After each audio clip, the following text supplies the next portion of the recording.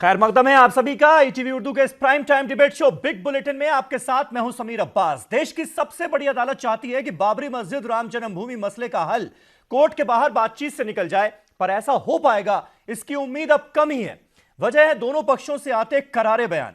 मुस्लिम पक्ष इसके लिए तैयार नहीं दिख रहा और बीजेपी सांसद और राम जन्मभूमि मामले में वकील डॉक्टर सुब्रमण्यम स्वामी ने कह दिया है कि अगर अदालत के माध्यम से इस मामले का हल नहीं निकलता है तो 2018 में बाकायदा कानून बनाकर राम जन्मभूमि पर भव्य मंदिर का निर्माण करवाया जाएगा। जरूरत हुई तो जिस तरह से राजीव गांधी ने शाहबानो केस में स्पेशल अध्यादेश लाया था, उसी तर्ज पर राम मंदिर के लिए भी अध्यादेश लाया जाएगा। स्वामी का कहना है कि मुस्लिम संगठनों के लोगों से कई दौरे की बातचीत के बाद लगता है कि वो कोर्ट से बाहर समझौते को तैयार नहीं है। उधर सेंट्रल मिनिस्टर गिरिराज सिंह ने एक कदम और आगे बढ़ते हुए कह दिया है कि अगर इस देश के मुसलमान भाई ये मान लें कि राम हमारे ही नहीं उनके भी पूर्वज थे तो कोई दिक्कत ही नहीं होगी।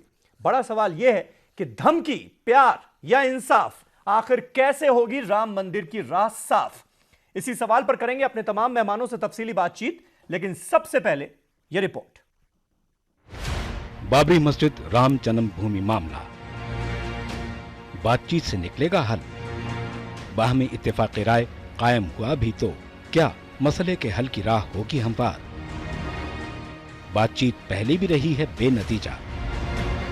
अदालत का मशवरा कानों को लगता है भला, लेकिन हकायक से नजरें चुराना भी है गलत। बातचीत से पेचीदा मसले का हल मुमकिन है, सही है, लेकिन कुछ मसलों का अलग तकाजा होता है। बाबरी मस्जिद राम जन्मभूमि मसला भी इसी नौयत का है। बाहमी अफहाम व तफहीम से इस पेचीदा मसले की हल की बात कानों को भली लगती है, लेकिन ये कहना जितना आसान है उस पर अमल करना उतना ही मुश्किल है। अदालतों में फैसले शवाहिद की बिना पर होते हैं, लेकिन अगर शवाहिद काबिल एतबार ना हो और इनमें नकायस का अंदेशा हो और तारीखी हकायक से मुतसातिम हो तो फिर मिल बैठकर मसले के हल की बात कही जाती है। इसीलिए बातचीत की राह इख्तियार करने का मशवरा फरीकैन को दिया गया। अदालत ने फरीकैन को बातचीत से मसले का हल तलाश करने का मशवरा दिया, लेकिन मामले के अर्जी गुजार सुब्रमण्यम स्वामी इसे तारीखी हवालों से मखसूस रुख देने की कोशिश कर रहे हैं। मंदिर तोड़ा गया था 500 साल पहले, उसके बाद विवाद चलते रहा, कितने हिंदू मरे संघर्ष करते, यानी हर साल संघर्ष हुआ और ये सारे 500 साल ऐसे बीते गए। उसके बाद एक भीड़ ने जाकर बाबरी मस्जिद को तोड़ दी, लेकिन सुप्रीम कोर्ट ने फिर वहाँ मंदिर बना दिया है। यानी वो कहते हैं कि इसका सुधार नहीं होना चाहिए, ये मंदिर जब तक हम फैसला नहीं देंगे उस मंदिर को अब कौन हटा सकता है। एमआईएम सदर असदुद्दीन अवैसी मानते हैं कि ये मामला मालिकाना हुकूक का है, पार्टनरशिप का नहीं। अदालत को रोजाना इस मामले की समाअत करना चाहिए। सुब्रमण्यम स्वामी अपने प्राइम मिनिस्टर से, अपनी पार्टी से कहें कि इस मसले को रोज हियर करवाइए, सुप्रीम कोर्ट को इन्फॉर्म करें। मोदी सरकार सुप्रीम कोर्ट को क्यों नहीं इन्फॉर्म कर रही है कि इसको डे टू डे बेसिस पे हियर करिए। जिस तरह ट्रिपल तलाक के मसले पर सुप्रीम कोर्ट गर्मा की छुट्टियों में बैठकर सुनवाई कर रहा है, इस तरह ऐसा कर ले, अगस्त तक फैसला आ जाएगा बगैर कोई ब्रेक के। बाबरी मस्जिद एक्शन कमेटी के कन्वीनर जफरयाब जिलानी ने एक बार फिर कहा है कि बाबरी मस्जिद का मामला अदालत के जरिए ही हल हो सकता है। उनका इल्जाम है कि दबाव बनाकर अपने हक में फैसला लेने की कोशिश की जा रही है। जैसा वो खुद बता रहे हैं कि उन्होंने कहा कोर्ट से कि मस्जिद इसको सरयू के उस पार बना लिया जाए और ये जगह हम मंदिर बना लें, तो ये कोई कंप्रोमाइज थोड़ा है, ये तो सरेंडर है। वो चाहते हैं कि मुसलमान अपना क्लेम सरेंडर कर दें, मस्जिद पर जो मुकदमा चल रहा है और वो वहाँ पर उनको दे दें। ये इसमें कंप्रोमाइज़ की बात ही नहीं कोई है, टोटल सरेंडर चाहते हैं। इसके लिए वो दबाव डाल रहे हैं और आप दबाव इसलिए डाल रहे हैं, उसको समझते हैं कि चूँकि यूपी में बीजेपी की सरकार है तो मुसलमान से डर जाएं। जब फरीकैन इस मसले पर अदालत के फैसले के मुंतजिर हैं, ऐसे में बातचीत से इसका हल कैसे मुमकिन है? ऐसा नहीं है कि बातचीत से मसले का हल तलाश करने की कोशिश पहले नहीं की गई। उसका नतीजा क्या रहा ये भी सामने है। नतीजा तो कुजा, इस बातचीत से तो आगे का रास्ता तक हमवार न हो सका था।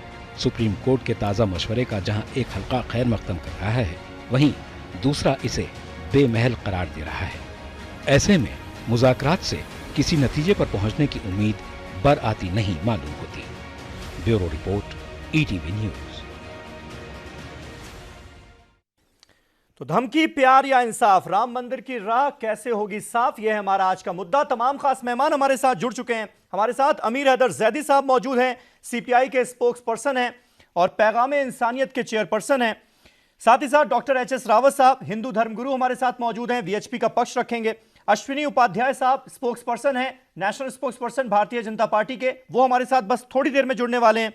स्वामी चक्रपाणी महाराज हमारे साथ मौजूद हैं, जो कि नेशनल प्रेसिडेंट हैं ऑल इंडिया हिंदू महासभा के, और दोनों पक्षों से बातचीत का जो रास्ता सुप्रीम कोर्ट ने सुझाया है, चक्रपाणी महाराज एक बड़ी कड़ी रहे हैं जिन्होंने दोनों पक्षों के साथ बातचीत करके इस मसले का हल निकालने की कोशिश की। हालांकि कोशिश अभी तक रंग नहीं लाई है। अभय दुबे साहब हमारे साथ मौजूद हैं, कांग्रेस पार्टी के स्पोक्स पर्सन हैं, और मुफ्ती मंजूर ज़ियाई साहब हमारे साथ मौजूद हैं, जो कि चेयरमैन हैं फैजाने रजा के, और मुस्लिम पक्ष वो यहां पर रखेंगे।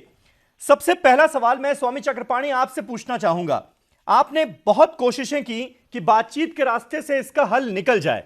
क्या आपको लगता है कि बातचीत की राह जब भी हम पकड़ते हैं, बातचीत की कोशिशें जब भी होती हैं, ऐसी क्या बात है जो सबसे बड़ा रोड़ा बनकर खड़ी हो जाती है? आज भी हम देख रहे हैं कि सुप्रीम कोर्ट सुप्रीम सलाह दे रही है कि भाई कोर्ट के बाहर यह मसला आपसी बातचीत से सुलझा लिया जाए, भाईचारा बरकरार रखते हुए। लेकिन जो दोनों पक्षों से बयान आ रहे हैं, उनको देखकर कहीं से ऐसा नहीं लगता कि लोग भी ऐसा चाहते हैं। क्यों?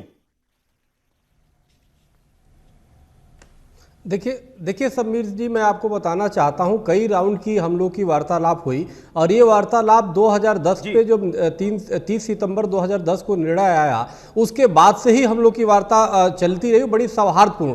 जो भी इसमें चाहे हिंदू पक्षकार हो या मुस्लिम पक्षकार हो, जब जब साथ में हम लोग बैठे, बहुत सौहार्दतापूर्ण बात हुई है। और हमें लगता है जब बाहर के लोग हैं वो ज़्यादा स्थिति को तनावपूर्ण कर दिया करते हैं, जबकि जो लोग पार्टी है उसमें, उनके अंदर किसी भी प्रकार के, चाहे मुस्लिम पक्षकार हो या हिंदू पक्षकार हो या धर्म गुरु हो, किसी भी प्रकार की कोई तनाव नहीं होती और काफी समस्या समाधान हो जाता। पिछली बार अंसारी साहब जो उसमें पार्टी थे वो भी हम लोग के साथ बैठे और कई मुस्लिम पक्षकार बैठे, और सब बहुत सौहार्दपूर्ण, बहुत हम लोगों ने आगे लेकर के उसको चले गए थे। अभी पिछली साल 2016 में कई मुस्लिम पक्षकार के घर में स्वयं गया, जिसमें हाजी साहब हैं, उसमें और भी कई हैं, और सब लोग बड़ा तरीके से हम लोगों ने एक फार्मूला तैयार किया। आपको बताना चाहते हैं समीर साहब कि वहां पे अयोध्या जी से 10,500 हिंदू और मुसलमान दोनों ने हस्ताक्षर किए हैं, और आपसी एक सहमत एक हम लोगों ने बनाया है। लेकिन कहीं न कहीं राजनीतिक हस्तक्षेप हो जाता है, और आपस में ऐसे एक बनी। वो फॉर्मूला क्या था चक्रपाणी महाराज? क्यों बनी?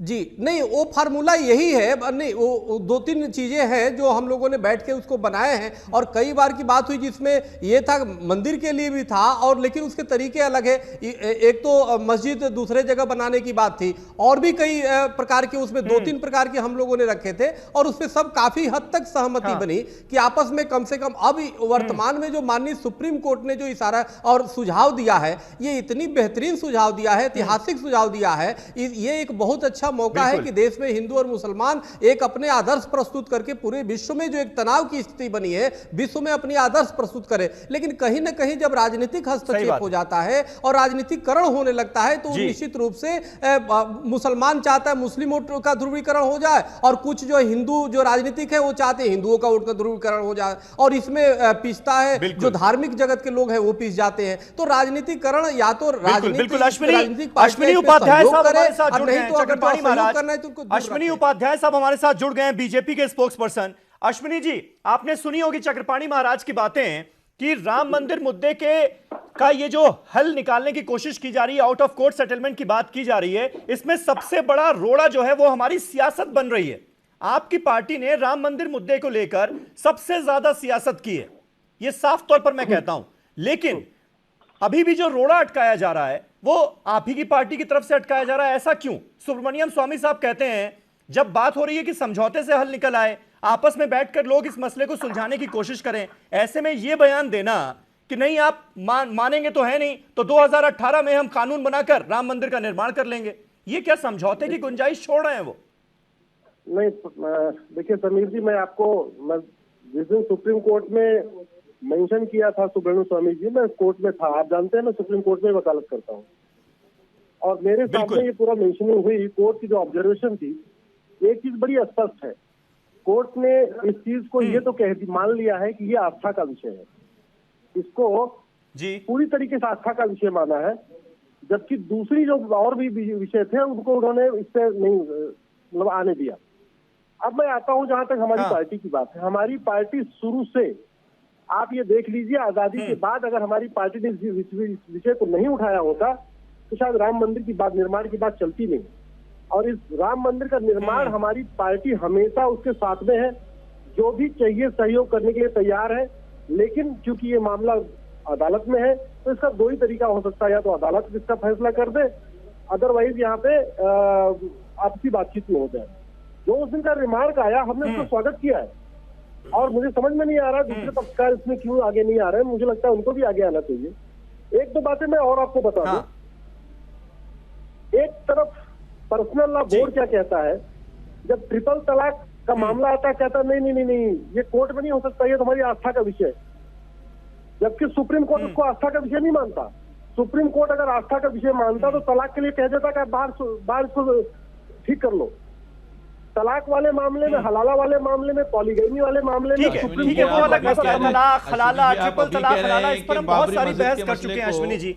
आज हम मुद्दे पर ही रहे। मुफ्ती मंजूर ज़ियाई साहब, आपको लगता है कि जब ये कोशिश होती है, जी अश्विनी जी एक मिनट, मैं हमारी टेक्निकल टीम कोशिश कर रही है, आप हमारे साथ थोड़ी देर में लाइव जुड़ जाएंगे तो और अच्छे तरीके से बात हो पाएगी। मुफ्ती मंजूर ज़ियाई साहब, जिस बात का जिक्र अश्विनी उपाध्याय कर रहे हैं, ये बार बार हम ये क्यों देखते हैं कि जब भी ये कोशिश होती है कि आउट ऑफ कोर्ट सेटलमेंट हो जाए, दोनों पक्ष आपस में बैठकर इस मसले का हल निकाल लें, तो दोनों तरफ से कट्टरवादी बयान आने शुरू हो जाते हैं। मुस्लिम पक्ष भी कहता है, दूसरी तरफ से सुब्रमण्यम स्वामी जैसे लोग खड़े हो जाते हैं, वो कहते हैं कि नहीं मान जाओ वरना हम तो संसद के जरिए कानून बनाकर निर्माण कर लेंगे। तो ये तो धमकी हो गई ना। बिल्कुल समीर भाई, मैं बड़ी बड़ी जिम्मेदारी के साथ कहना चाहूँगा आपके तमाम व्यूअर को, और आप चूंकि अच्छे एंकर हैं और आप बात को अच्छे तरीके से समझ करके दुनिया के सामने पेश कर रहे हैं। समीर भाई, बात सिर्फ यहाँ पर यह नहीं आती है कि वो हिंदुस्तान जो इतना पावरफुल हिंदुस्तान, जिस पर एक इतना बड़ा धब्बा लगा है, दुनिया ये देख रही है कि बाबरी मस्जिद कांड इतना बड़ा धब्बा हिंदुस्तान के मोहर लग गया है वो, और उनके जितने भी मुजरिमीन हैं वो अब आज़ाद तरीके से फिर रहे हैं, उस पर कोई सुनवाई नहीं हो रही है, ना ही उस पर कुछ मामला आगे बढ़ रहा है। बात जब बाबरी मस्जिद की सुलह की होती है तो सुलह की पेशकश जब भी शुरुआत से हुई है, हमारे चक्रवाणी साहब मौजूद हैं, कि सुलह की पेशकश जब भी हुई तो हम लोगों ने पेशकदमी ली है। इससे पहले चाहे नरसिम्हा राव साहब ने किया हो, चंद्रशेखर साहब ने किया हो, या राजीव गांधी साहब ने किया हो, जब भी ये बात सामने आई हमेशा हम लोगों ने पहल की और हम लोगों ने पेशकदमी ये की कि आपसी तनाव को दूर किया जाए। हमारे बड़े भाई हमेशा खुश रहे और हम उसके साथ में रहेंगे। हम कभी भी उन्हें तकलीफ देना नहीं चाहते या उनकी आस्थाओं के साथ खेलना भी नहीं चाहते हैं। हमने हमेशा पहल की है और आज भी पहल करने के वास्ते तैयार हुआ करते हैं। लेकिन मामला जब ऐसे सुब्रमण्यम जैसे लोग, लेकिन कहां पहल के लिए तैयार है? सुब्रमण्यम स्वामी जैसे लोग इस तरीके की भावनाओं को ठेस पहुंचाएंगे, कहां पहल के लिए तैयार है? जफर याब जिलानी साहब कह रहे हैं कि आउट ऑफ कोर्ट सेटलमेंट हो ही नहीं सकता इस मामले का, और बीजेपी की सरकार है यूपी में, इसलिए मुसलमानों को डराने की कोशिश की जा रही है। साहब सुनिए समीर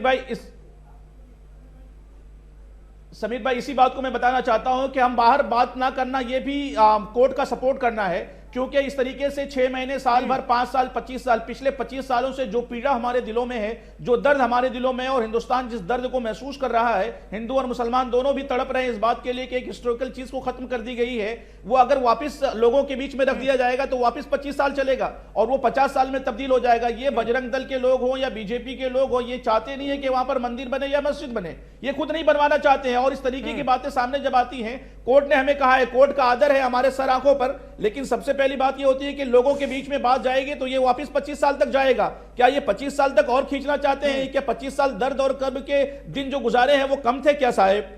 हम तो चाहते हैं कि जल्द से जल्द इस मसले का निपटारा कोर्ट कर देवे ना, लोगों के बीच में जाने की जरूरत ना पड़े। कोर्ट के फरमान जो होंगे वो हमारे सर और आंखों पर होंगे। समीर भाई, ये दर्द और कर्ब में 25 साल हिंदुस्तान के लोग जिए हैं, 25 साल बहुत कम नहीं है साहब। आप इस चीज को खत्म करके 50 साल क्यों ले जाना चाहते हैं? दुबे साहब, मैं आपका एक रिएक्शन चाहूंगा छोटा सा इस पर, जिस बात का जिक्र ज़ियाई साहब कर रहे हैं कि अगर हम लोगों को, यानी दोनों पक्षों को समझौते की मियाद देते हैं और कहते हैं कि भाई आपस में जाकर आउट ऑफ कोर्ट सेटलमेंट कर लीजिए, तो यह मियाद और लंबी खिंच जाएगी, सालों तक मामला लटका रहेगा फिर। और इससे अच्छा यह है कि कोर्ट जो फैसला करे वो दोनों पक्षों को मान्य हो और वो दोनों पक्ष मान लें उस बात को।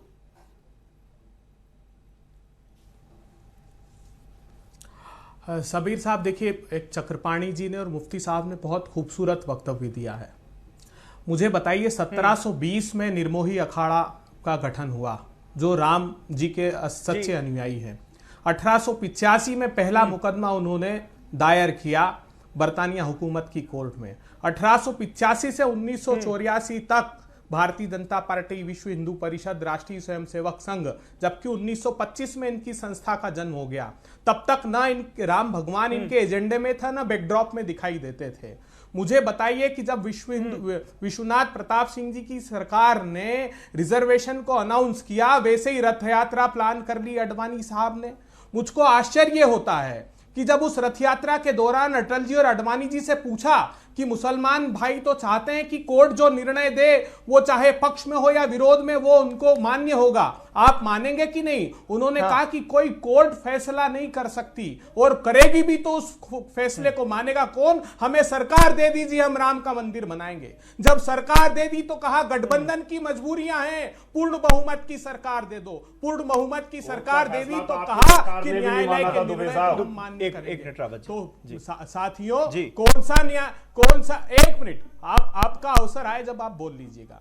जहां तक जिलानी साहब का प्रश्न है, देख लीजिए समीर भाई, मैं बिल्कुल निष्पक्ष बात करना चाहता हूं। जिलानी साहब ने 1885 के फैसले का जिक्र किया, तो जिलानी साहब उस फैसले को पढ़ लीजिए। उस फैसले ने कहा कि जितने गजेटियर्स हैं, जितने अंग्रेजों के फुटनोट्स हैं, सब में यह बात लिखी हुई है कि चबूतरे का अस्तित्व था और जन्म स्थान था, और यह भी कहा कि दोनों धर्मावलंबी वहां प्रेयर करते थे। अब 9 लाख वर्ष पूर्व जब त्रेता में भगवान राम जी का अवतरण हुआ, तब क्या यह प्रमाण मांगा जाएगा कि उनका जन्म हुआ या नहीं हुआ? इसलिए यह बात बिल्कुल ठीक कही चक्रपाणी जी ने कि राजनीतिक दलों को, क्योंकि वो तो सत्ता की अपेक्षा से बिल्कुल ठीक कहा कि वो चाहते नहीं समाधान निकले सद्भाव के साथ। मुझे अंतिम वक्तव्य देना चाहता हूं कि राम राज्य की अवधारणा क्या थी कि सभी में सुख शांति हो, समन्वय हो, सभी धर्म साथ साथ रहे। भारतीय जनता पार्टी जिस राम राज्य की बात करती, वो वैमनस्य का है, वो नफरत का है, और वो सत्ता प्राप्ति मात्र का है। वो चाहते नहीं कि मंदिर का निर्माण यहाँ हो या यहाँ पर सभी धर्मावलंबी सद्भाव के साथ रहें। वो चाहते ये मुद्दा बना रहे। इसलिए ठीक है रावत साहब, एक सवाल का जवाब दीजिए। सियासत इसको लेकर जितनी हुई है वो हम सबको पता है, पूरे देश को पता है। आज भी सियासत समझौते की कोशिश का बेड़ा गर्क कर रही है क्या? देखिए, अभय दुबे जी ने भी कहा कि कोर्ट का फैसला, खुद इनकी सरकार के प्रधानमंत्री राजीव गांधी जी ने ही तो ताला खोला था, वहां पर पूजा शुरू करवाई थी। बिल्कुल करवाई थी ना। और ये अभी कुछ और बोल रहे हैं और इनको पीछे था। दूसरी चीज जो समझौते की बात है, और जियाजी साहब आपने बोला था कि ये कलंक है हिंदुस्तान पे। कलंक तो 1528 में लग गया था, जिस समय बाबर ने मंदिर तोड़े थे और उस समय मस्जिद बनाई थी। कलंक तो तब का चला हुआ है, आज का कलंक नहीं है। रही बात समझौते की, समझौते की बात आती है, आप कहते हैं कोर्ट का फैसला हम मान लेंगे, हाई कोर्ट के फैसले को आप मान लेते हैं, और जहां कोर्ट के फैसले होते हैं तो आप उसका विरोध कर देते हैं। फिर आप बोलते तो हमारा फैसले को तो किसी ने नहीं माना ना रावत साहब। नहीं, किसी ने नहीं माना। फिर इन फैसलों तीन हिस्से किए गए थे, विरोध में आप खड़े हो जाते हैं। विवादित जमीन के 3 हिस्से किए गए थे, तीनों पक्ष चले गए अदालत में, सुप्रीम कोर्ट में, कि हमें मंजूर नहीं है ये फैसला। समीर भाई जी, कि कोई भी अगर कोर्ट का फैसला आ जाता है तो यहाँ समन्वय समिति या बैठ करके जो समझौता करने वाले, क्या ये तैयार है? हमारे मौलाना साहब इस बात के लिए कोर्ट का फैसला तैयार, हम मान लेंगे। अभी यहाँ बोल रहे हैं मीठी मीठी बातें, और जब कोर्ट का फैसला अगर आ गया कि वहां मंदिर बनेगा तो सबसे ज्यादा उपद्रव यही करने वाले होंगे। ठीक है जैदी साहब, तो फिर सियासत बेड़ा गर्क कर रही है क्या? क्योंकि जब भी समझौते की बात होती है, दोनों तरफ से कुछ सियासी लोग अचानक से उभर आते हैं और वो तरह तरह के कट्टरवादी बयान देने लगते हैं। मतलब समझौते की जो गुंजाइश नजर आने लगती है वो भी खत्म होने लगती है। तो ये क्या यही रवैया चलता रहेगा क्या? देखिए, एक चीज तो मैं कहूंगा। जी अश्विनी जी, मैं इसके बाद आ रहा हूं आपके पास। जी जैदी साहब, कोर्ट के जो दिया है कोर्ट ने, उसका सम्मान करना चाहिए सबको। महाराज चक्रपाणी यहाँ बैठे हैं, उनकी बात से मैं सहमत हूँ। जी, मुसलमानों को हिकमत अमली के तहत सुलह हुदैबा की रोशनी में इस समझौते को अंजाम देना चाहिए। मौलाना अगर मेरी बात समझ रहे हो तो। लेकिन समझौता जब हो सकता है, समझौता वार्ता जब होगी जब दोनों आदमी ब्लैंक होके बैठे कि आइए खुले दिल से हम बात करते हैं। ये नहीं कि स्वामी जी महाराज ये कहें सन 2024 में हम मथुरा भी ले लेंगे और काशी भी ले लेंगे। इस बात की गारंटी कौन देगा कि मथुरा और काशी पे या और अन्य मस्जिदों पे बात नहीं होगी? मसला यह है कि ये शुरू से एक बात, कांग्रेस आज सियासत कर रही है। कांग्रेस के दौर में मूर्ति रखी गई, कांग्रेस के दौर में ताला लगा, कांग्रेस के दौर में ताला खुला, कांग्रेस के दौर में मस्जिद टूटी, और सुप्रीम कोर्ट को यह निर्णय लेना पड़ेगा अगर बाहर सेटलमेंट कोई होता है सुप्रीम कोर्ट की निगरानी में, तो क्या उसका अमल में आएगा नहीं आएगा? या जैसे सुप्रीम कोर्ट में एक मिनट प्लीज, या जैसे सुप्रीम कोर्ट में एफिडेविट दिया था कि साहब बाबरी मस्जिद सुरक्षित रहेगी, वो नहीं टूटी, वही टूटेगी, वो टूट गई सुप्रीम कोर्ट में एफिडेविट देने के बाद, और उन्हें सजा क्या हुई? 1 दिन की। अगर सुप्रीम कोर्ट की अवहेलना करने की सजा 1 दिन है तो मैं रोज सुप्रीम कोर्ट की अवहेलना कर सकता हूं। मसला यह है कि महाराज चक्रपाणी जैसे महाराज को आगे आना चाहिए, दोनों पक्षों को सुनना चाहिए और खुले दिल से दोनों पक्षों को बैठना चाहिए। ठीक है, लेकिन 1 मिनट पूरी बात होने दीजिए समीर भाई। अगर मान लो हिंदू को हम बड़ा भाई मान ले और मुसलमान छोटे भाई हैं, ये छोटे भाइयों से कोई चीज मांग रहे हैं, तो ये बड़े भाई होकर मुसलमानों को क्या दे रहे हैं? क्या मुसलमानों को जो सच्चर कमेटी की रिपोर्ट के आधार पे वो कह रहे हैं पश्चिमी उत्तर प्रदेश पर मस्जिद बनवा नहीं, सर्वे में नहीं, आप पश्चिमी उत्तर प्रदेश के अंदर एक टेक्निकल यूनिवर्सिटी देंगे, एक पूर्वी उत्तर प्रदेश में टेक्निकल यूनिवर्सिटी देंगे, करने बड़ा दिन, मंदिर मस्जिद करने बड़ा दिन, संविधान मुसलमान तो ये चाहता है। मैं आपके चैनल से बोलता हूं, और स्वामी चक्रपाणी जी महाराज हैं, वो भी इस फैसले में रहे, बहुत ज्यादा इन्वॉल्व रहे। अगर आप और सभी मुसलमान भाई धर्मगुरु इस बात को मान लें कि 2 टेक्निकल यूनिवर्सिटी आपको दे दी जाए उत्तर प्रदेश के अंदर, और आप इस पे दावा छोड़ने के लिए तैयार हैं, सभी मुसलमान दावा अपना हटाते हैं पीछे, आप यहां गारंटी लेते हो इस बात की? यही तो व्यथा है, यही तो व्यथा है रावत साहब की। रावत साहब, कॉलेज हॉस्पिटल से ज्यादा, कॉलेज यूनिवर्सिटीज हॉस्पिटल से ज्यादा मंदिर मस्जिद की बात हो रही है। आप दोनों पक्ष कर रहे हैं, उनको मंदिर चाहिए, इन्हें मस्जिद चाहिए, और उसमें दीजिए। कॉलेज की बात कौन कर रहा है? यूनिवर्सिटी की बात कौन कर रहा है? मेडिकल कॉलेज चाहिए किसको? आप तो बताइए ना, लेकिन ये भी बताइए कि मथुरा के ऊपर और काशी के ऊपर या हिंदुस्तान की किसी मस्जिद के ऊपर कोई भी धर्मगुरु उठा के नहीं देखेगा। एक मिनट, रावत साहब एक मिनट, मैं आप सबसे गुजारिश करूंगा कि एक एक करके बोले, वरना किसी की भी आवाज व्यूअर्स तक नहीं पहुंच पाएगी। ये आप सबसे बहुत विनम्र गुजारिश है मेरी। अश्विनी जी, मैं आपसे जानना चाहूंगा, जब सुब्रमण्यम स्वामी ये कहते हैं कि मुसलमान भाई मान जाएं, वरना 2018 में हम संसद के जरिए भव्य राम मंदिर का निर्माण करवा लेंगे, और राम मंदिर ही नहीं, 2024 तक मथुरा और काशी में भी मंदिर का निर्माण किया जाएगा, तो क्या यह सुप्रीम कोर्ट की मंशा की अवहेलना नहीं है, जिसमें यह कहा जाता है कि दोनों पक्ष आपसी समझौता करके इस मसले का हल निकालने की कोशिश करें?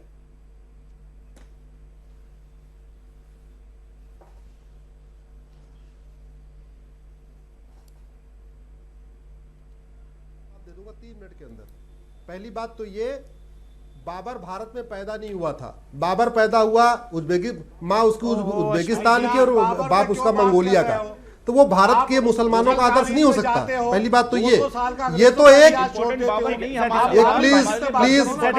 प्लीज जरा प्लीज, आपको मैं ध्यान से सुन रहा था, आपको मैं ध्यान सुन रहा था। अरे भैया, अरे मुझे बोलने का अधिकार है कि नहीं है? मुझे बोलने का अधिकार है कि नहीं है? दूसरी बात, अगर मैं कहता हूं भारत में संविधान है, ये जो मुस्लिम पर्सनल लॉ बोर्ड है, ये आप मुस्लिम पर्सनल लॉ बोर्ड को आप लोगों ने एक तरीके से ये बना दिया है कि नहीं ये तो मुफ्ती मंजूर जियाई बोलते हैं तो कोर्ट कैटेगरी में खड़ा कर देती है साहब। एक मिनट जियाई साहब प्लीज, साहब सुन लीजिए ना प्लीज थोड़ा। अरे भैया जियाई साहब थोड़ा सभ्यता का परिचय दीजिए, मुझे बोलने दीजिए प्लीज, मुझे बोलने दीजिए। जी अश्विनी, जहां तक संविधान की बात है समीर, मैं आपको 10 आर्टिकल ऐसे बताता हूं। शायरा बानो में सुप्रीम कोर्ट ने क्या बोला था? नहीं, आर्टिकल 44, आर्टिकल 14 कहता है महिला पुरुष को बराबर अधिकार है। पर्सनल लॉ बोर्ड खड़ा होता है, नहीं वो एफिडेविट देता है, नहीं महिलाएं तो मंदबुद्धि होती है, इनका तलाक नहीं मिलना चाहिए। आर्टिकल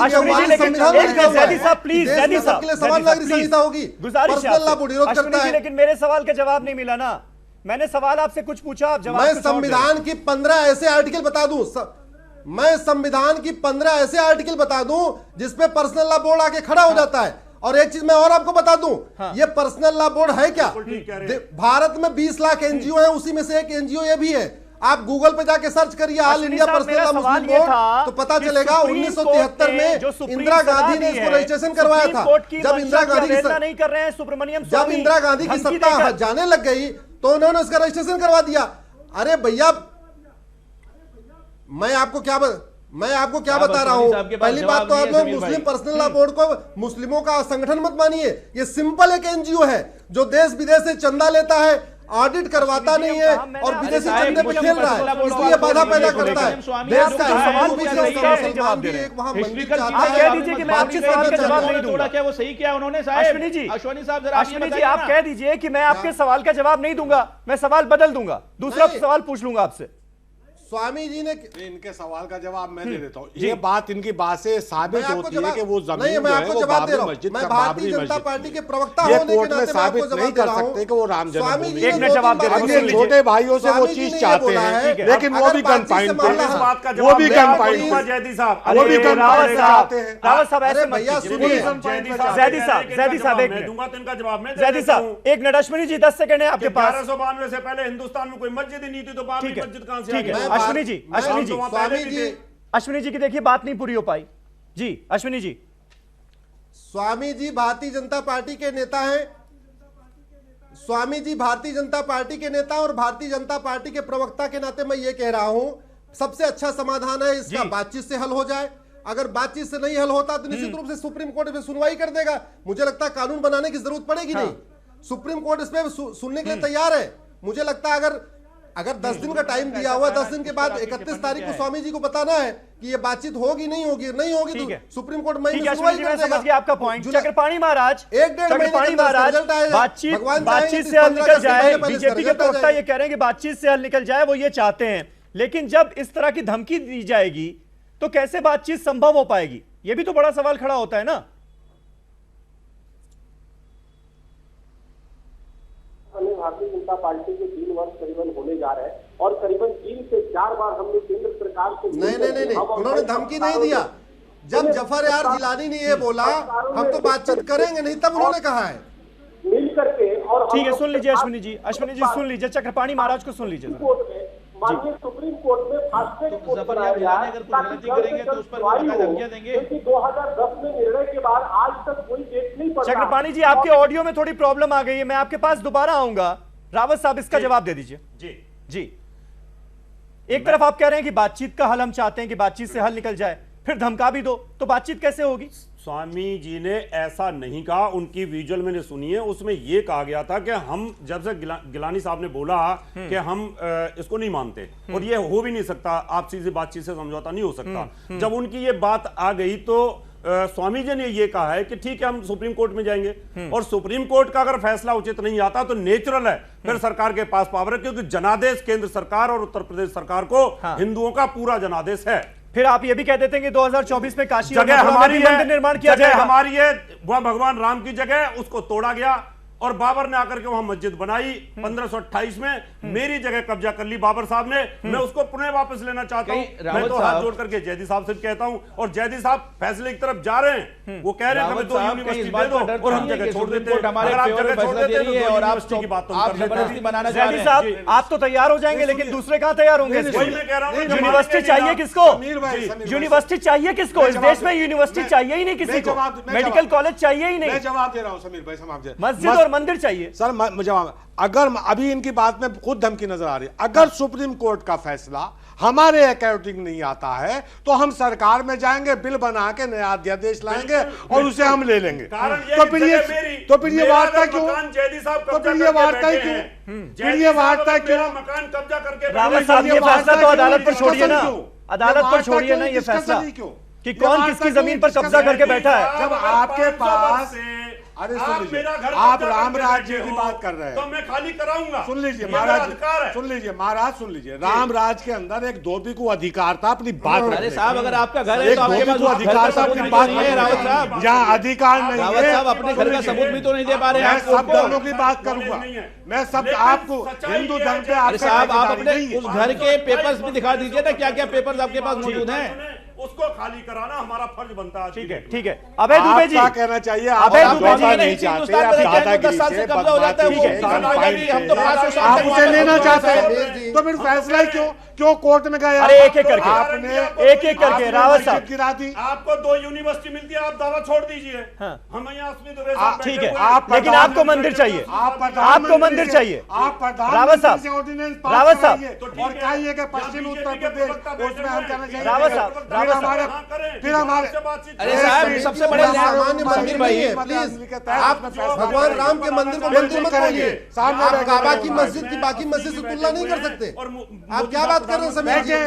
आप एक एंकर हैं, भगवान राम के मंदिर को ऐसे मंदिर मत बोलिए। जो काबा की मस्जिद है वो बाकी मस्जिदों से अलग है। ऐसे जो भगवान राम का मंदिर है वो बाकी मंदिरों से अलग है, इसे समझने की कोशिश करिए। ठीक है, ठीक है, आप कोर्ट का सम्मान करेंगे, आप पार्लियामेंट का सम्मान लड़िए नहीं, लड़िए नहीं, लड़िए नहीं, लड़िए नहीं, आप गन पॉइंट पे बात कर रहे हैं। लड़िए नहीं, लड़िए नहीं, जैदी भाई, रावत साहब आप गन पॉइंट पे बात कर रहे हैं। साहब आप लोग बात करने को तैयार नहीं होते हैं, यहाँ जब बात नहीं कर सकते हैं तो आप लोगों के बीच कैसे बात करेंगे? साहब गारंटी कौन लेगा? कल को मथुरा को और काशी को आप नहीं रावत कहेंगे और मस्जिदों को आप नहीं कहेंगे। यहाँ बीजेपी के सीनियर प्रवक्ता नहीं, आप दूसरों को बोलने देंगे? आप लोग बताए ना, आप लोग दूसरों को बोलने देंगे? प्लीज प्लीज गारंटी लेगा? प्लीज बहस की थोड़ी मर्यादा बनाकर रखिए। अभय दुबे साहब, मेरा सवाल बस इतना सा है कि जब हम एक तरफ समझौते की बात करते हैं तो दूसरी तरफ एक पक्ष ये कैसे कह सकता है कि आप मान जाइए वरना हम संसद के जरिए कानून बनाकर मंदिर का निर्माण करवा लेंगे, और यही नहीं, राम मंदिर ही नहीं बनाएंगे, 2024 में मथुरा और काशी में भी मंदिर बनाएंगे। तो ये क्या आपसी बातचीत से मसले का हल निकालने की कोशिश है क्या ये? और हिंदुस्तान से मुसलमानों को खत्म ही कर देंगे, ये भी कहलवा लीजिए। नहीं, देखिए, भारतीय जनता पार्टी की सरकार के लिए हिंदुत्व और राम मंदिर सत्ता की सीढ़ी मात्र हैं। जब भी डिलीवरेबल्स नहीं होते, जब ये परिणाम लेकर नहीं आ पाते हैं, तब ये उन्माद की बातें करते हैं। एक दिन भी योगी जी की सरकार ने नहीं कहा कि 90,000 करोड़ रुपए का किसानों का कर्जा माफ करने की क्या योजना है। प्रधानमंत्री जी ने कहा था पहली कैबिनेट में फैसला कर दूंगा, बात नहीं करना चाहते जी। आडवाणी जी से जब ये पूछा गया, जो आज बात सुब्रमण्यम स्वामी जी ने कही, आडवाणी जी से पूछा गया कि साहब ये बताइए कि आप कैसे देखते हैं इस, अगर कोर्ट का निर्णय आता है, कोर्ट की प्रतीक्षा, बोले कैसी प्रतीक्षा, हमारी सरकार दीजिए और सरकार अधिग्रहण करके कभी भी अध्यादेश लाकर मंदिर। ये उनका एक इंटरव्यू है 1990 का। मुझे याद आता है कि भारतीय जनता पार्टी स्ट्रेटेजिकली कुछ लोगों को आगे करती है कि सद्भाव के साथ समाधान निकले ही नहीं, और कालांतर तक ये बगैर किसी डेवलपमेंट ओरिएंटेड इशू पर काम किए सिर्फ भावनात्मक विषयों पर काम करते रहे, उन्माद फैलाते रहे और सत्ता को हासिल करते रहे। हाथ जोड़कर प्रार्थना है, ये विश्व हिंदू परिषद, भारतीय जनता पार्टी, राष्ट्रीय स्वयंसेवक संघ को अलग कर दीजिए। देखिए निर्णय और निराकरण नहीं निकले, क्योंकि जो धर्म के लिए नागरिक सारे समुदाय के लोग आपस में सद्भाव आप जब अपने संविधान में संशोधन कर सकते हैं समीर जी, अरे कहा आप काय का धर्म, अरे ये जो सत्ता के लिए समीर जी, चलिए एक छोटा सा ब्रेक लेना पड़ेगा। अभय दुबे जी, अश्विनी जी, एक छोटा सा ब्रेक लेना पड़ेगा। ब्रेक के बाद खासतौर पर चक्रपाणी महाराज और मुफ्ती मंजूर जियाई साहब, इस सेगमेंट में आपसे ज्यादा बात नहीं कर पाया हूं। ब्रेक के बाद आपसे मैं जानना चाहूंगा कि क्या इस देश की सियासत चाहती ही नहीं कि इस मसले का समझौते के जरिए हल हो। एक छोटा सा ब्रेक ले रहे हैं, फौरन होते हैं हाजिर।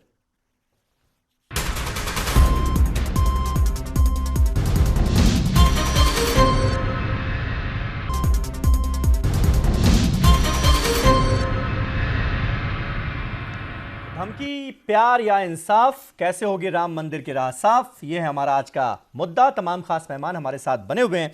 मुफ्ती मंजूर जियाई साहब, ज़फरयाब चिलानी साहब को मैं सुन रहा था और इससे पहले जो डिबेट हुई थी उसमें वो खुद मौजूद भी थे मेरी इस डिबेट में। उनका यह कहना था कि शरीयत और इस्लाम इस बात की इजाजत ही नहीं देता हमें कि हम अपनी मर्जी से मस्जिद पर दावा छोड़ दें। अगर यह बात है तो फिर समझौते की गुंजाइश तो खत्म है ना, फिर तो जो करेगा कोर्ट ही करेगा। एक बात बहुत साफ वाज़ेह तौर पर जाहिर है कि जहाँ पर मस्जिद है, वो मस्जिद जब जिस दिन बन जाती है, वो बनाने वाला कोई भी शख्स हो, तो जब वो मस्जिद तामीर हो गई और तामीर हो जाने के बाद आखिर ज़माने तक यानी क़यामत तक वो मस्जिद मस्जिद ही रहेगी, इसमें समझौते की कोई बात ही नहीं है। अब बात यह है कि हम डिपेंड होते हैं कोर्ट के ऊपर, जिस पर हमें पूरा यकीन और भरोसा और एतमाद है, उस कोर्ट पर जिस पर हमारी न्यायपालिका की सबसे बड़ी चीज़ होती है वो है सुप्रीम कोर्ट। सुप्रीम कोर्ट जिस तरीके से भी आदेश देगी यकीनन वो हम सबके दिलों का एहतराम करते हुए आदेश देगी। इस बात का अगर उनकी आस्थाएं दिख रही हैं तो हमारी भी वो आस्था है। तो अगर आस्था की बुनियाद पर मैं समझता हूं कि यहाँ पर कोर्ट निर्णय नहीं देगा, बल्कि अगर कोर्ट निर्णय देगा तो इस बात पर देगा कि किसके पास सबूत मौजूद है, किसके पास पेपर्स मौजूद हैं, किसके पास शवाहिदात मौजूद हैं। इन शवाहिदात की मौजूदगी को देखते हुए कोर्ट अगर निर्णय देता है तो यकीनन उन्हें भी एक्सेप्ट होना चाहिए और हमें भी एक्सेप्ट होगा इंशाअल्लाह तबारक व तआला। और हम पुरुम्मीद है इस बात पर कि यकीनन कोर्ट आस्था की बुनियाद पर नहीं फैसला अगर देगा तो यकीनन शवाहिदात की बुनियाद पर देगा। समीर भाई। चक्रपाणी महाराज, मैं आपसे जानना चाहूंगा, जब ये रुख रहेगा मुस्लिम पक्ष का तो फिर आगे बात कैसे होगी?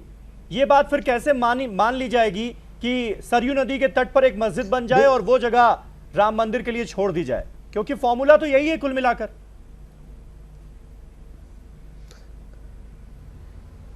नहीं समीर जी, मैं आपको बताना चाहता हूं, जहां पे रामलला है वहां पे आज भी पूजा हो रहा है, शुरू से पूजा होता आ रहा है और हो रहा है।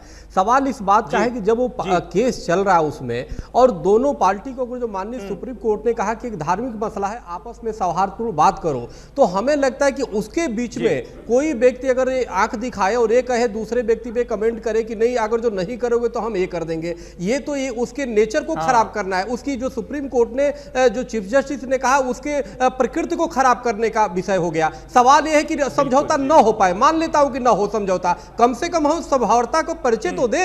हम कम से कम सुप्रीम कोर्ट में प्रेम से जाके तो कहें कि हाँ जी हम लोगों में समझौता नहीं हुआ, लेकिन इसके पहले ही हम महाभारत छेड़ दे, हम बेवजह युद्ध छेड़ दे, कहां की न्याय है, कहां की बात है? एक हाँ, सवाल इस बात का है। और काफी हद तक समीर जी मैं आपको बताना चाहता हूं कि जब हिंदू और मुसलमान दोनों पक्ष बैठे हैं तो काफी हद तक समस्या खत्म हो जाया करती है और इतनी बढ़िया तरीके से वार्ता हुई है और मंदिर और मस्जिद और दोनों की भावना को सम्मान रखते हुए बात हुई। जो अभी जयदीप साहब ने बात की यूनिवर्सिटी चाहे इसकी बात की है, यह एक मात्र भावना है, यानी कि अगर जो यूनिवर्सिटी भी बनती है तो उसमें ऐसा नहीं कि एक ही वर्ग के लोग रहेंगे। यूनिवर्सिटी तो सबके लिए होता है, विश्वविद्यालय तो सबके लिए होता है, तो सवाल इस चिकित्सालय तो सबके लिए होता है। अगर जो कोई बात तो रखता है उस पे हम हावी हो जाए कि चलो हमें दे देते, तुम्हें सौदेबाजी तो करने हम बैठे नहीं है, उसमें किसी की जीत और हार न देखते हुए हम आपस में सौहार्दता बनाते हुए देश की एकता अखंडता को सामने रख के अगर हम बात करेंगे, आपसे प्रेम से बात करेंगे, तो मैं आपको बता रहा हूं समीर जी, अगर जो प्रेम से अगर जो मैं 1 रुपया मांगूंगा तो आप 10 का नोट हमें देने को तैयार हो जाएंगे, लेकिन अगर आंख दिखा के मांगूंगा 1 रुपया तो आप नहीं देंगे, बल्कि आप भी लड़ने को तैयार हो जाएंगे। सबसे पहले इस बात को हमें समझना होगा कि ये देश हम सबका है, हम मिलजुल करके हम राम की पूजा करें, रहीम की पूजा करें, कम से कम हम एकता का परिचय दें। हम धार्मिक लोग हैं तो लड़ मरने की यहां पे कोई स्थान नहीं है, ये तो जाहिलों का काम है। तो इस तरह की न माहौल पैदा करें और बिल्कुल। चक्रपाणी महाराज, अश्विनी जी जवाब देना चाह रहे हैं आपका। अश्विनी उपाध्याय से ही पूरे बात कर रहे हैं। जी अश्विनी जी। समीर जी, पहली बात तो मुझे लगता है स्वामी जी को मिसकोट किया जा रहा है। पहले आप ही मीडिया के लोग जफर यार जिलानी के पास गए, आपने बोला जी सुप्रीम कोर्ट ने ऐसा कहा, आप क्या कहते हैं? कहे नहीं हम तो बातचीत नहीं करेंगे। बाद में वही लोग गए स्वामी जी के पास, स्वामी जी बोले जी वो तो कह रहे हैं बातचीत नहीं करेंगे, तो बोले ठीक है बातचीत नहीं करेंगे तो सुप्रीम कोर्ट का फैसला आएगा और नहीं होगा। अगर सुप्रीम कोर्ट का फैसला इस बीच में नहीं आता है तो जब हमारा राज्यसभा में बहुमत हो जाएगा, तो क्योंकि आपको ऑर्डिनेंस लाना, अगर कानून बनाना तो राज्यसभा में बहुमत चाहिए, कांग्रेस उसको नहीं कर रही है। अब मैं आपको कांग्रेस का जवाब देता हूं। हमारे कांग्रेस के मित्र कह रहे थे नहीं बीजेपी इसको डिले कर रही है, हम तो चाहते हैं जल्दी से हो जाए। मैं तो कांग्रेस से निवेदन करूंगा, सबसे इनके पास दिग्गज वकील हैं, कपिल सिब्बल, अभिषेक सिंघवी, विवेक तनखा, केटी तुलसी, इनके पास पूरी फौज है वकीलों की। मैं तो कहता हूं इनके 4 वकील इस तरफ से खड़े हो जाएं, 4 वकील उस तरफ से खड़े हो जाएं, जल्दी से फैसला करवा दे। उसमें स्वामी की जरूरत नहीं पड़ेगी, बीजेपी की जरूरत नहीं पड़ेगी, पर्सनल लॉ बोर्ड की जरूरत नहीं पड़ेगी। मैं तो कांग्रेस से आज आपके चैनल से निवेदन करता हूं कि कांग्रेस अपने 4 राज्यसभा जो वकील है बीजेपी ने खड़ी कर दे मनीष तिवारी कि भाई मैं करवा के रहूंगा, दूसरी तरफ नहीं, लेकिन कांग्रेस और बीजेपी को मिलकर थोड़ी फैसला करना है। ये फैसला तो दोनों पक्षों को मिलकर करना है ना, हिंदू मुस्लिम पक्ष को मिलकर फैसला करना है ना, सुप्रीम कोर्ट करेगी। तो वो जब समझौते की कोशिश होती है तो पॉलिटिशियंस ऐसे बयान देते हैं जिससे मामला भड़क जाए। नहीं, अरे आप समझिए, जी समीर जी, अगर आप ईमानदारी से बात करें, ईमानदारी सुनिए, मैं भी वकालत करता हूं सुप्रीम कोर्ट में जी। अगर कोई इतना बड़ा देशव्यापी मामला चल रहा है तो उसमें दूसरे लोग भी इंटरवेन कर सकते हैं। जैसे मैं आपको एग्जांपल बताता हूं, कल सुप्रीम कोर्ट सुनेगा कि जो सजा याफ्ता है उनके चुनाव लड़ने पर आजीवन प्रतिबंध होना चाहिए। आपने सुना होगा, कल हमारा मैटर आएगा, उसमें 10 लोग और जुड़ गए हैं। ट्रिपल तलाक के मामले में करीब 22 महिलाएं आ चुकी हैं। तो ऐसा नहीं है राम मंदिर के मामले में अगर कांग्रेस चाहती जल्दी सुनवाई करना, अपने वकीलों को इंटरवेन करा दे इसमें। और जहां तक चक्रपाणी जी की बात है, चक्रपाणी जी वही संत हमारे हैं जिनको मुलायम सिंह ने कैराना भेजा था और कैराना में जाके बोले कोई पलायन नहीं हुआ। चक्रपाणी जी कैराना में जाके रिपोर्ट बना के आए थे कि कोई पलायन हुआ ही नहीं था। कैराना छोड़ दीजिए, आज कैराना छोड़ दीजिए। जी अभय दुबे जी जवाब दीजिए। नहीं अश्वनी जी, मैं आपको बताना चाहता हूं, अरे चक्रपाणी जी मामले पे जो मैं चक्रपाणी जी को जवाब दे रहा हूं। चक्रपाणी जी कैराना जाके गुंडई है, वहां पे पलायन हुआ नहीं था नहीं है।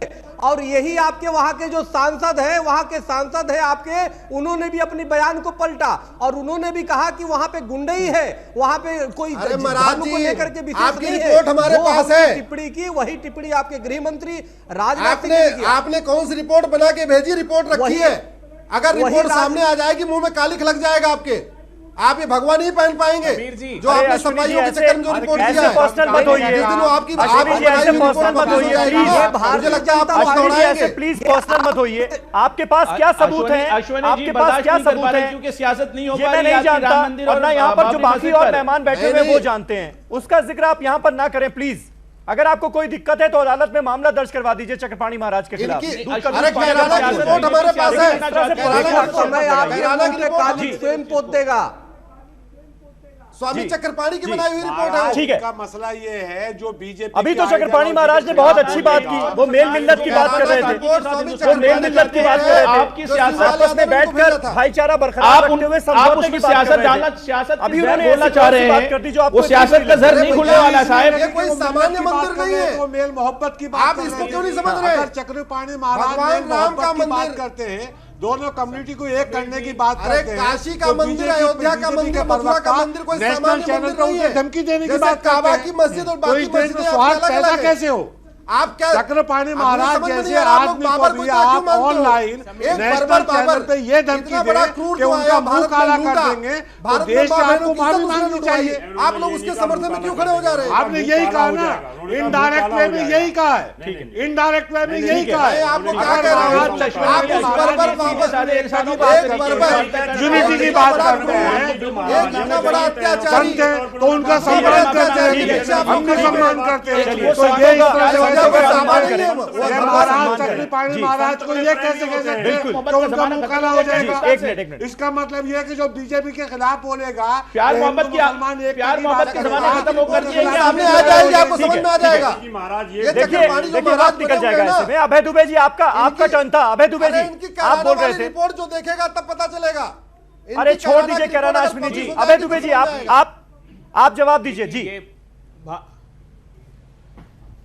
भारतीय जनता पार्टी का सही चरित्र यही है कि वो जो सद्भाव की बात करे, जो मिलाने की बात करे, उनके प्रति वो सद्भावना नहीं रखते।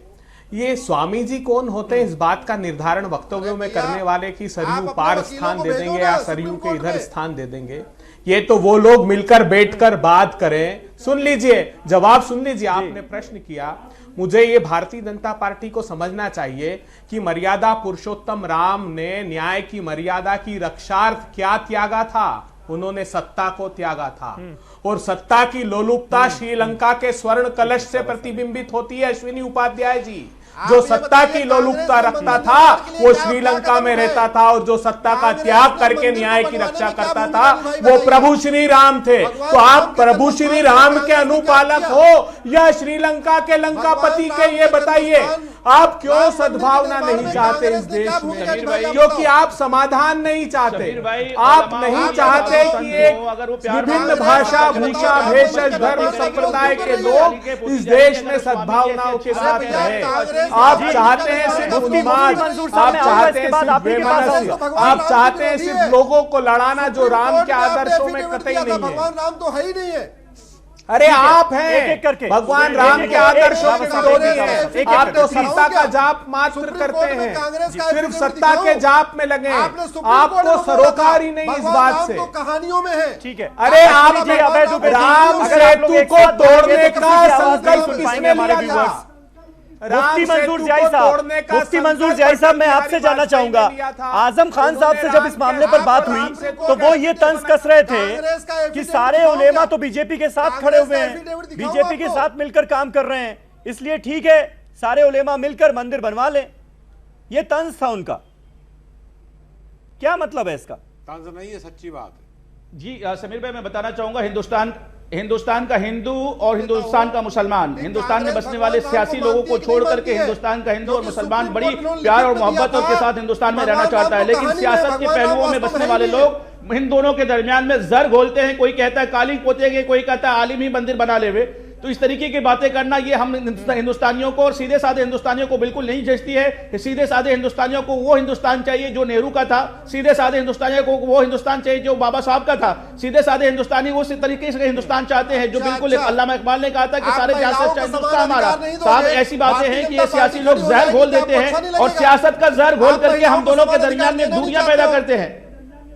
साहब सुनिए, भैया अरे साहब सुनिए, सियासत के मैदान में रहने वाले आप जहर घोल करके हम दोनों के बीच में भड़काव डालते हैं और आप दोनों के दरमियान में आग लगाते हैं। आप आग लगाने का काम छोड़ दें और हिंदुस्तान के हिंदू मुसलमानों को संजीदगी के साथ हिंदुस्तान में रहने दें।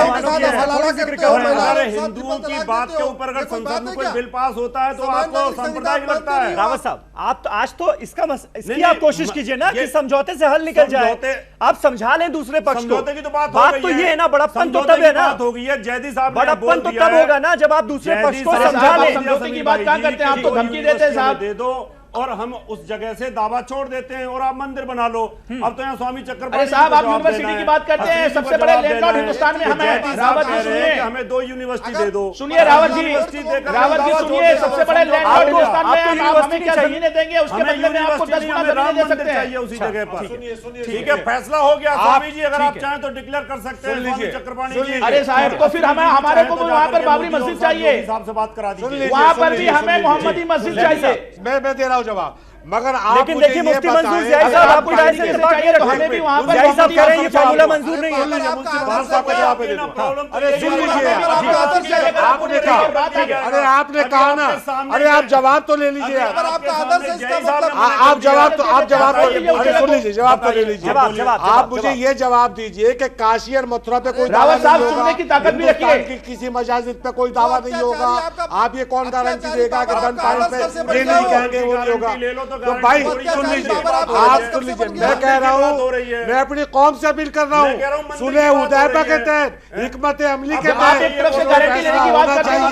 हम कह रहे हैं, अच्छी बात कह रहे हैं, आप साहबानों में जा रहे हैं, आप एक धर्म के लिए साहबानों के इसमें संविधान में परिवर्तन हो सकता है तो हिंदुओं की भावनाओं के लिए भी संविधान में चेंज हो सकता है। तो फिर ये और मैं समझौता वार्ता क्यों? समझौता मैं कह रहा हूँ, दावे के साथ कह रहा हूँ, आप मुझे 2 यूनिवर्सिटी दीजिए और ये वादा कीजिए कि आने वाले समय में किसी हिंदू वाले किसी पे आप मुकम्मल बात करने दीजिए। आप मुझे ये कहिए कि आपको 2 यूनिवर्सिटी दे रहे हैं टेक्निकल, और हिंदुस्तान की किसी मस्जिद के ऊपर आज के बाद कोई हिंदू संगठन दावा नहीं करेगा। मेरी जिम्मेदारी है, अगर इसके लिए मेरी जान देनी पड़े मैं जान देने को तैयार हूं। तैयार होंगे इस फॉर्मूले के लिए? 2 यूनिवर्सिटी आपको दी जाएंगी और ये दावा आगे हम दावा नहीं करेंगे, आप मन छोड़ दीजिए। हाँ बिल्कुल, इसी मस्जिद पे दावा नहीं होगा।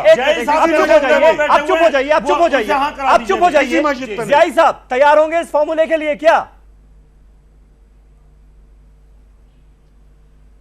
समीर साहब मैं आपको बताना चाहता हूं, हिंदुस्तान में सबसे बड़े लैंडलॉर्ड हम हैं। अगर वो जमीन देने की बात करते हैं, 2 यूनिवर्सिटी देने की बात करते हैं, हम उससे 10 गुना देने की बात उनको करते हैं। वहीं पर मस्जिद बनाने दीजिए साहब, तो उससे 10 गुना सबसे बड़े लैंडलॉर्ड हम हैं हिंदुस्तान के। कह रहे हैं 2 यूनिवर्सिटी बना देंगे साहब, हम बाबरी मस्जिद की जगह पर नीचे जगह हमसे 10 गुना हम आपको देने के लिए तैयार हैं।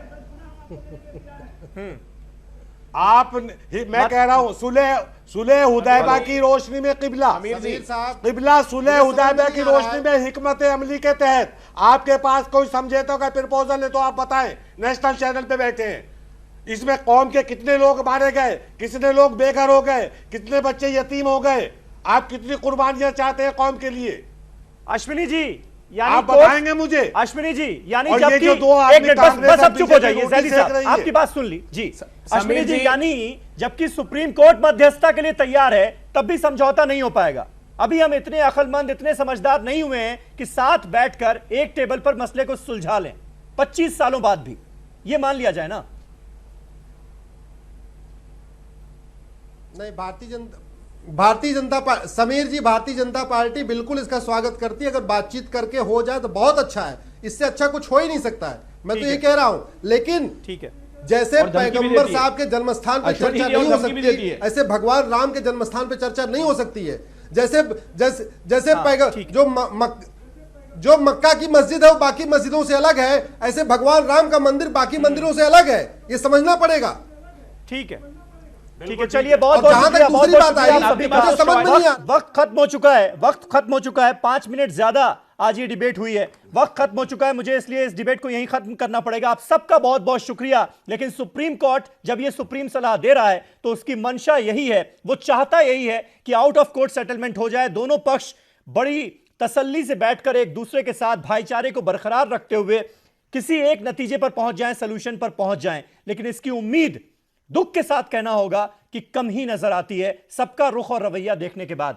कल एक नए टॉपिक पर नई डिबेट के साथ हाजिर होऊंगा, तब तक के लिए शब बखैर।